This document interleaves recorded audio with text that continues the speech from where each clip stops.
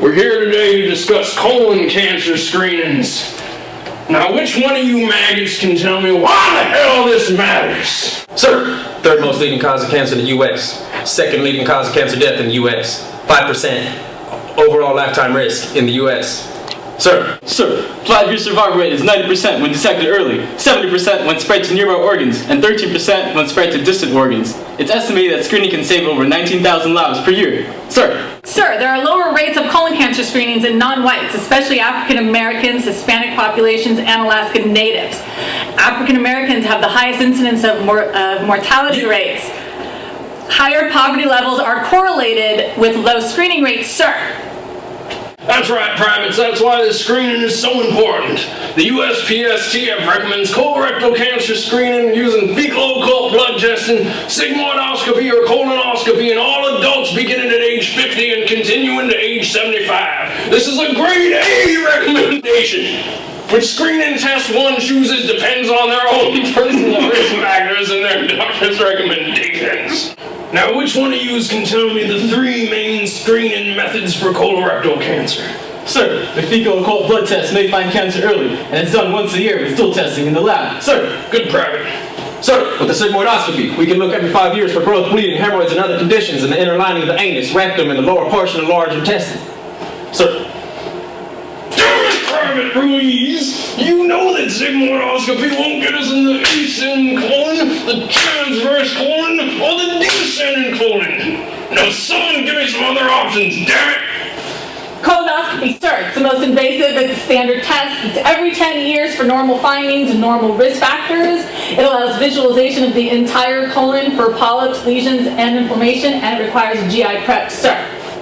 You know what, I like you, Private, but why were you reading off of a computer screen? Because my eyes are bad, sir. Good.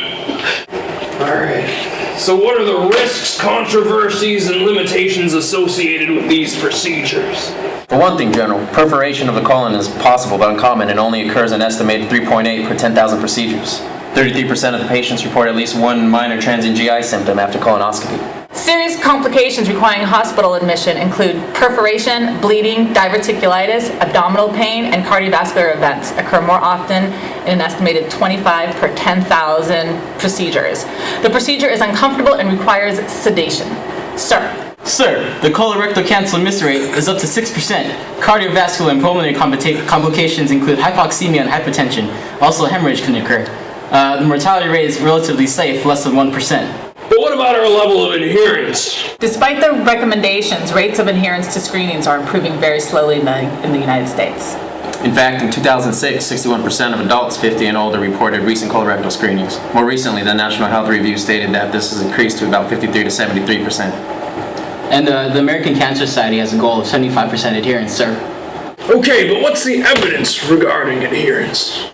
Evidence is mixed in terms of gender, but it seems that men have a higher screening adherence rate than women. Also, individuals over the age of 65 have a higher screening uptake than those younger than 65. Evidence also shows low income and low education levels and lack of access to care all contribute to low adherence. Married individuals adhere more than single individuals. Sir, it's also shown that individuals who smoke cigarettes have a lower adherence rate than non-smokers. Psychosocial factors such as knowledge of colon cancer and the screening procedure, as well as perceived risk factors, are factors to adherence. I just keep thinking we need to incorporate the health belief model somehow. The health belief model. It proposes that a person's health-related behavior depends on a person's perception of 4 critical areas. 1, the severity of a potential threat. 2, the person's susceptibility to that threat. 3, the benefits of taking a preventative action. And 4, the barriers to that action. But people have negative attitudes, such as anxiety, embarrassment, fear of cancer or screening, disinterest, feeling healthy, apprehension about bowel preparations, laxatives, insertions of a tube or discomfort, perception of pain involved screening, and finally, a lack of time or more reluctance to participate in colorectal cancer screenings.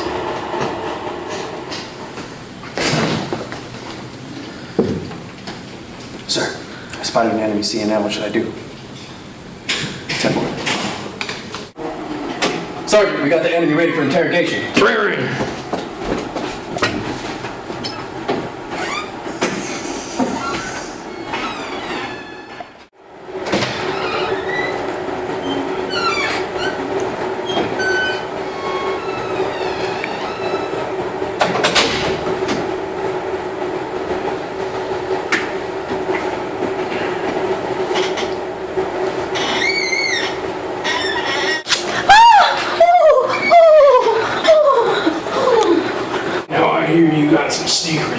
about how to make people adhere to their screening recommendations. I'll never tell you. Yes, you will! Okay. We educate our clients and raise awareness through motivational one-on-one education.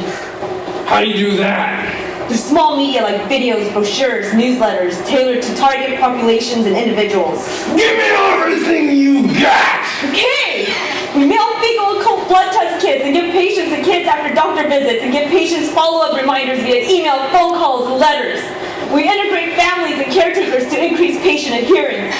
And the CDC's Colorectal Cancer Control Program provides screening for low-income and underinsured individuals aged 50 to 64. All right. I think we got everything we need here. Do away with her. Hold on. One more thing. How do you CNLs influence the health system and providers to increase the delivery of screening recommendations? We evaluate provider performances in delivering and offering screenings to clients. And we provide feedback to physicians about their performance in providing screening services. And we also remind physicians when it's time for them to screen clients and when they're overdue through emails and phone calls. But how do you reduce structural barriers? Through modification of service hours to meet client needs and through offering services in alternative non-clinical settings such as mobile work sites and community settings. But what about in primary care? Gosh, there's 4 essentials. First, you need to make clear recommendations to patients and address their needs and preferences. And you need to collaborate with your staff and make screening policies more effective and create a standardized course of action. You have to be persistent with reminders and create a tracking system to identify at-risk patients and those in need of preventative services. And lastly, you need to measure your practice progress. Establish a baseline screening rate and set goals. Reaching these goals can be rewarding for your team. I can't believe I didn't see this all before. I can't believe I didn't see this all before. Alright, well it seems like we've got this operation under control. Which on top of you, you're forgetting one thing. What's that? It's time for your colorectal screening. Wait, what? No! Get away from me! No! No! No! No! Stop resisting! No! Ah! You're making this harder on yourself. I got you. You thought I didn't see you now, didn't you? You tried to sneak by me now, didn't you? Now give me what you promised me. Give it here. Come on.